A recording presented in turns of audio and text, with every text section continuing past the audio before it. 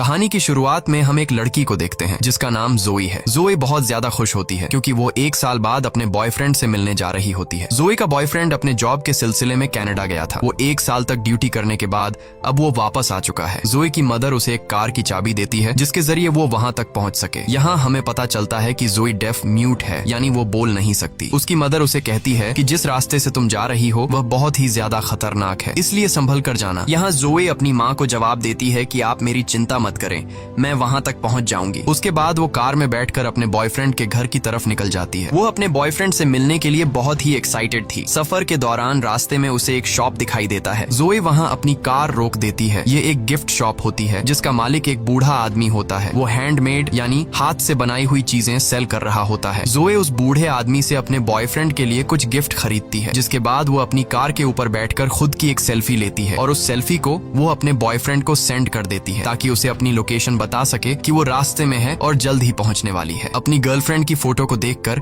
Dean बहुत ज्यादा खुश हो जाता है। यहाँ फिर से जोई अपने सफर पर निकल पड़ती है। ड्राइविंग के दौरान वो मोबाइल यूज कर रही होती है जिससे उसका ध्यान रोड पर से हट जाता है और इसी दौरान अचानक से एक इंजर्ड आदमी उसकी कार के सामने आ जाता है। जोई जल्दी से कार का ब्रेक दबा लेती है जिससे उसकी कार अनबैलेंस होकर थोड़ा दूर जाकर रुकता है, पर उस आदमी की जान बच जाती है। लेकिन जैसे ही जोई बाहर देखती है तो वो आदमी नीचे गिर जाता है। जोई उसे बचाने की सोचती है, तभी वो देखती है कि एक दूसरे आदमी के पीछे गैंग के कुछ लोग पड़े हुए हैं। वह आदमी भागते भागते गिर जाता है, जिसके बाद गैंग के वो लोग उस आदमी पर कार चढ़ाकर उसे कुचल देते हैं। ये देखकर जोई की गले में सांसें अटक जाती हैं और अब वो गैंग वाले जोई की तरफ आने लगे थे। अब यहाँ जोई चाहती तो वो कार स्टार्ट करके उनसे भाग सकती थी, लेकिन जोई ऐसा नहीं करती। वो उस इंजर्ड आदमी की हेल्प करना चाहती थी जो कि रोड पर पड़ा हुआ था, इसलिए वो जल्दी से कार से बाहर आकर उस आदमी को अपनी कार में बिठाती है। इससे पहले कि वो यहाँ से निकल पाती, वो गैंग वाले लोग वहाँ पर पहुँच जाते हैं। ये लोग जोई को पकड़ लेते हैं और उसे परेशान करने लगते हैं और फिर वो उसकी आंखों के सामने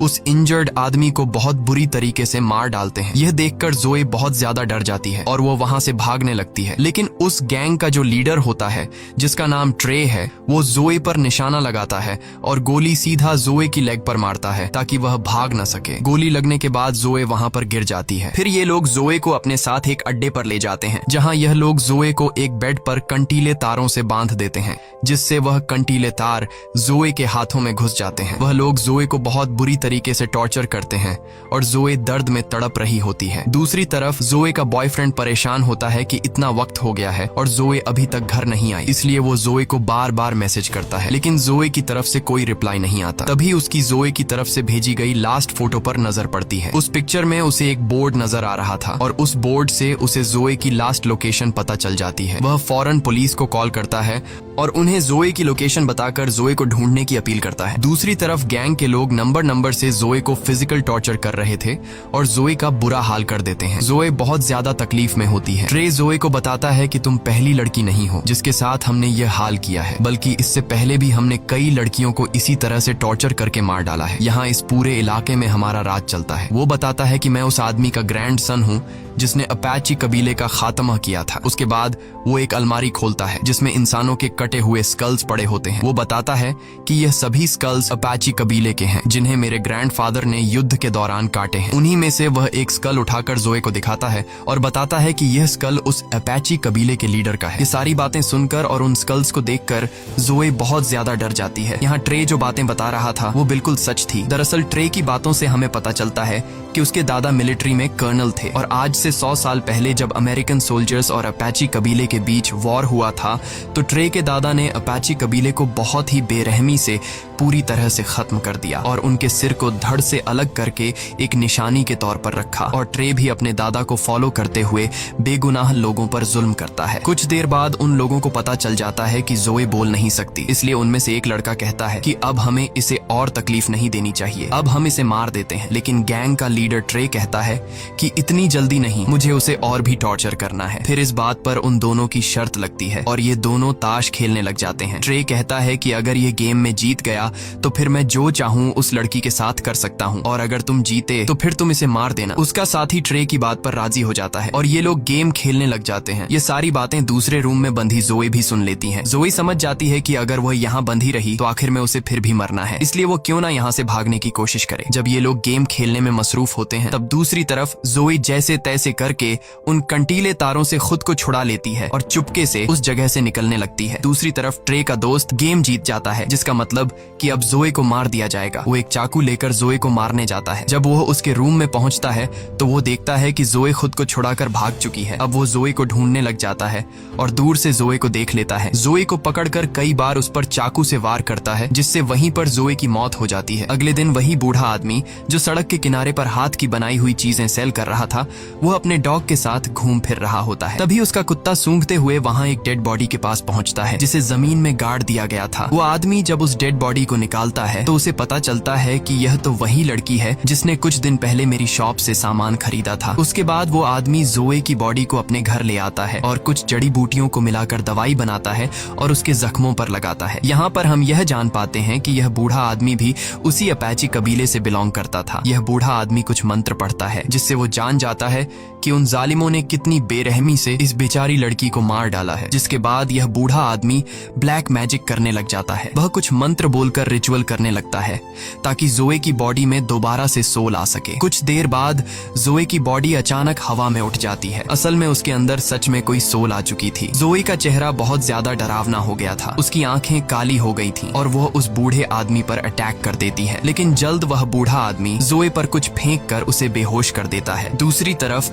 जोए का बॉयफ्रेंड अपनी कार में बैठकर अब खुद उसे ढूंढने निकल पड़ता है। वह उसी इलाके के एक होटल में आकर रुक जाता है। फिर हम जोए को देखते हैं। जब उसे होश आता है तो वो सिटी एरिया में आ जाती है। यहाँ पर उसे एक पब्लिक टेलीफोन दिखाई देता है। जोए जल्दी से उस फोन से अपने बॉयफ्रेंड को कॉल करती है और उसे बताती है कि मैं जिंदा हूँ और बिल्कुल ठीक हूँ। जोए में सोल आने की वजह से अब वो बोल भी सकती है। जोए का बॉयफ्रेंड उसकी आवाज सुनकर अपने कानों पर यकीन नहीं करता और अब जब उसे पता चलता है कि जोए जिंदा है तो वह बहुत ज्यादा खुश हो जाता है। उसके बाद उन दोनों के बीच कनेक्शन कट जाता है और अब जोए का बॉयफ्रेंड उस पब्लिक टेलीफोन का लोकेशन निकाल लेता है और उस लोकेशन के लिए निकल पड़ता है। जोए उसी जगह पर मौजूद होती है। तब जोए को एक पुलिस ऑफिसर देखता है, जिससे हेल्प मांगने के लिए वो आगे बढ़ती है। लेकिन तभी वो देखती है कि वो पुलिस ऑफिसर कोई और नहीं बल्कि गैंग के लोगों में से एक है और उसे देखकर जोए को बहुत ज्यादा गुस्सा आता है और यहाँ से होता है असली रिवेंज शुरू। जोए उस पुलिस ऑफिसर का पीछा करते करते एक क्लब में आ जाती है और उसके पीछे आकर खड़ी हो जाती है। गैंग का ये मेंबर जब जोए को देखता है तो वो बहुत ज्यादा डर जाता है। उसे अपनी आंखों पर यकीन नहीं होता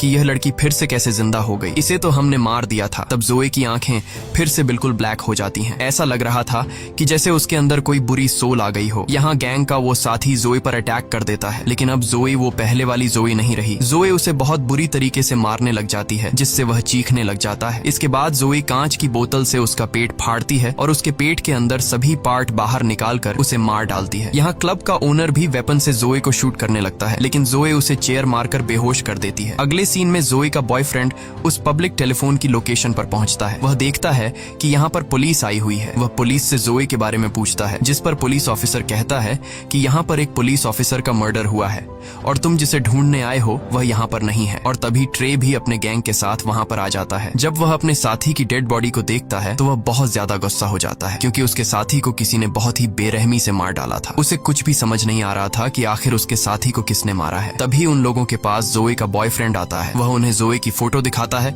और पूछता है कि क्या तुमने इस लड़की को देखा है। जब वह लोग जोए की पिक्चर को देखते हैं तो ट्रे अपने साथियों से कहता है कि इससे कहो कि जल्दी से यहाँ से चला जाए, नहीं तो यह भी मारा जाएगा। तब ट्रे जोए के बॉयफ्रेंड के पास खुद चल कर आता है और उसे कहता है कि तुम इस लड़की को फजूल में यहाँ ढूंढ रहे हो, क्योंकि वो यहाँ नहीं बल्कि कहीं और जा चुकी होगी। असल में उसका कहने का मतलब यह था कि तुम इस लड़की को फजूल में ढूंढ रहे हो क्योंकि हमने उसे मार दिया है। जोए का बॉयफ्रेंड उनकी बात को समझ नहीं पाता और वह उनसे कहता है कि जोए यहीं कहीं पर है, क्योंकि 1 घंटा पहले जोए ने मुझे इसी लोकेशन से कॉल किया था। ये सुनकर गैंग के सारे लोग हैरान रह जाते हैं। वे जोए के बॉयफ्रेंड डेन को मारने के लिए आगे बढ़ते हैं, लेकिन तब वह पुलिस ऑफिसर वहाँ पर आ जाता है और उन्हें वहाँ से जाने के लिए बोलता है। जब जोए की आंख खुलती है तो वह खुद को एक लकड़ी के घर में पाती है। तभी अपने आप से एक रूम का डोर ओपन हो जाता है। जब जोए उस रूम में देखती है तो उस रूम में हर तरह के औजार पड़े हुए थे। जोए वहाँ से एक तीर कमान उठाकर वहाँ से चली जाती है। अगले सीन में हम गैंग को देखते हैं। वे लोग पहले तो इस बात को मानने को तैयार नहीं होते कि जोए फिर से जिंदा हो गई है, लेकिन फिर भी ये लोग अपनी तसल्ली के लिए उस जगह पर जाते हैं जहाँ उन्होंने जोए को जमीन में गाड़ दिया था। जब ये लोग वहाँ पहुँचते हैं तो ये देखते हैं कि जोए की डेड बॉडी वहाँ से गायब है।